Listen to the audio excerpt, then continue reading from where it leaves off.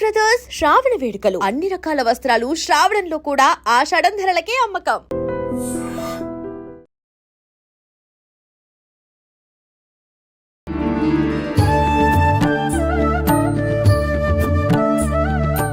నమస్కారం, welcome to I dream. ధర్మ మార్గం కార్యక్రమానికి స్వాగతం. నేను మీ విజిత. ప్రస్తుతం మనతో పాటు ఉన్నారు శ్రీ రామభద్ర క్షేత్రం నుంచి పండరి సంతోష్ కుమార్ శర్మ గారు. ఇప్పుడు వారితో మాట్లాడి మరిన్ని విషయాలు తెలుసుకుందాం. నమస్కారం అండి. జై శ్రీరామమ్మ. శ్రావణ మాసంలోనే జన్మాష్టమి, శ్రీకృష్ణాష్టమి జరుపుకుంటాం. ఎందుకనండి? ఆ విశిష్టత ఏంటి? కృష్ణాష్టమి రోజే స్వామివారు ఆవిర్భవించాడు. ఓకే. ధర్మ సంస్థాపనకై. కృష్ణుడు ఎవరండి మనకు? జగద్గురువు అని రాముడికి ఉంది, జగద్గురవే నమః. కృష్ణుడు కూడా కృష్ణం వందే జగద్గురుం. జగద్గురు మనందరినీ కూడా రక్షించడానికి స్వామివారు అవతరించినటువంటి రోజు. జయతు జయతు దేవో దేవకి నందనోయం, జయతు జయతు కృష్ణో వృష్టివంశ ప్రదీప, జయతు జయతు మేఘ శ్యామల కోమలాంగో, జయతు జయతు పృథ్వీ. భూమి మీద భారం ఏంటిదండి? భారనాశో ముకుంద. భారాన్ని తొలగించడానికి. భారం అంటేదండి భూమికి మనం భారం కాదండి, తల్లికి పాపాలు. ఆ పాపాలను తొలగించడానికి మానసికంగా చేయొచ్చు అందరూ. కలి ప్రభావం ఏంటిదంటే రీల్ జీవిస్తున్నారు, రియల్ గా జీవిస్తలేరు.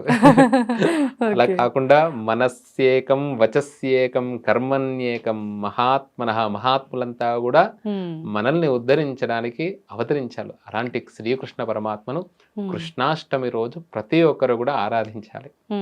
అలా శ్రీకృష్ణ పరమాత్మని ఆరాధించాలి అంటే అనుగ్రహం ఉండాలి. ఇదం శరీరం పరిణామపేశలం పతత్యవశ్యం శ్లతసంధి జర్జరం కిమౌషధై క్లిశ్యసి మూఢదుర్మతే నిరామయం కృష్ణ రసాయనం పిబ అని ముకుందమాల్లో చెప్పిన విధానంగా అర్థం ఏంటండి? ఇదం శరీరం పరిణామపేశలం. బాల్యం ఉన్నట్టు యవ్వనం ఉండదు. ఇంకో 10 సంవత్సరాల తర్వాత యవ్వనం ఉన్నట్టు శరీరం అనేటువంటిది అమర నిర్జర దేవాహ. వారిలాగా ఉండలేం మనం. అమర అంటే మరణం లేనటువంటి వారు. పుష్పమాల వేస్తే అలానే ఉంటుంది. కంటి రెప్పపాటు వేయరు వారు. ఎప్పుడు అలా దివ్యంగా ఉంటారు. ఇప్పటికీ ఉన్నారు మహనీయులు, 1000 సంవత్సరాలు జీవిస్తున్నటువంటి వాళ్ళు. అంటే ఈ భూమి మీద కనబడరు, దేవభూమి మీద కనబడతారు. మాధ్యమాల్లో కనబడడం చాలా కష్టం, వాళ్ళను తీసుకోలేం కూడా. అలా నిర్జర జరావస్థ లేనటువంటి వారు, దివ్యాహ, ఎప్పుడు దివ్యమైనటువంటి రూపాన్ని కలిగినటువంటి వారంట. అలాంటి రూపం స్వామి వారిది గొప్పనటువంటిది. ఎలా ఆరాధించాలంటే మనస్సు ద్వారా. మాంస నేత్రాన్ని కనబడడు స్వామి. పట్టుకోవడం విన్న దొరుకుతుందా? జారుతుంది కదా, ఆయన పట్టుకోవడం కూడా చాలా కష్టం అన్నట్టు. అలా ఇదం మన శరీరం అనేటువంటిది పరిణామపేశలం శ్లత సంధి జర్జరం. ఇన్ని అతుకులు ఉంటాయంట ప్రమాణంగా చెప్పారు. 100 అతుకులు ఉంటాయని చెప్పారు అన్నట్టు. ఇలా ఇలా భాగాలు అన్నట్టు, ఒక్కొక్క భాగం. శ్లత సంధి జర్జరం కిమౌషధై క్లిశ్యసి మూఢదుర్మతే. చూడండి, అందరూ అంటాము ఏమిటి శ్లోకాలలో స్తోత్రాలలో మూఢుడు అని అంటున్నారు అని అన్నారు. అంటే మూఢుడు వేరే, మూర్ఖుడు వేరే. మూఢుడు చెప్తే వింటాడు. భజ గోవిందం భజ గోవిందం గోవిందం భజ మూఢమతే, సంప్రాప్తే సన్నిహితే కాలే నహి నహ రక్షతి డుక్రున్కరణే అని చెప్పిన విధానంగా మూఢుడు చెప్తే వింటాడు. మూర్ఖుడు బ్రహ్మదేవుడు చెప్పినా కూడా వినడంట. ఇసుకలో తైలాన్ని తీయచ్చు మనం, అంతే. కానీ మూర్ఖుడికి ఇంకా మన సమయం వృధానే.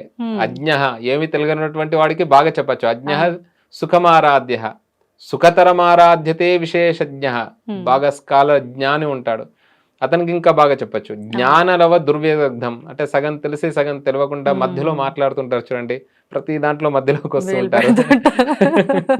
వాళ్ళకి నరం నరంజయతే. అందుకనే రంజింప. అందుకనే మౌనం చాలా గొప్ప, దాని ద్వారా చాలా గొప్ప శక్తి వస్తుంది. విధానంగా ఆ కృష్ణ రసాయనం పిబ, ఆ శ్రీకృష్ణుడుని ఆరాధించడం ద్వారా కృష్ణాష్టమి ప్రారంభం చేసి సంతానము లేనటువంటి వారు ఎవరైనా ఉంటే వారు కృష్ణుడికి నివేదన చేసి వెన్నెను, అది కూడా దేశీ ఆవు అండి. అందుకనే ఈరోజు సంతానం లేనటువంటి వారికి గోశాలకు వెళ్ళమంటున్నారు. అక్కడ ఆవుకి సేవ మా విజయరామ్ గారు అని ఉన్నారు, వారు చెప్తారు. ఇప్పటికీ వారు ఫామ్ లో చేయిస్తున్నారు. ఎందుకు సేవ? పురుషుడితోనే ఆవుకు సేవనేమో స్త్రీతో చేయించే అలా సంతానకి కారణం అయ్యే విధానంగా అనేక రకాలుగా గో ఆధారంగా ఏర్పాటు చేస్తున్నారు. ఆ విధానంగా కృష్ణుణ్ణి ఆరాధించడం ద్వారా గొప్పనైనటువంటి అనుగ్రహం కలుగుతుంది. ముఖ్యంగా వంశాభివృద్ధి జరుగుతుంది.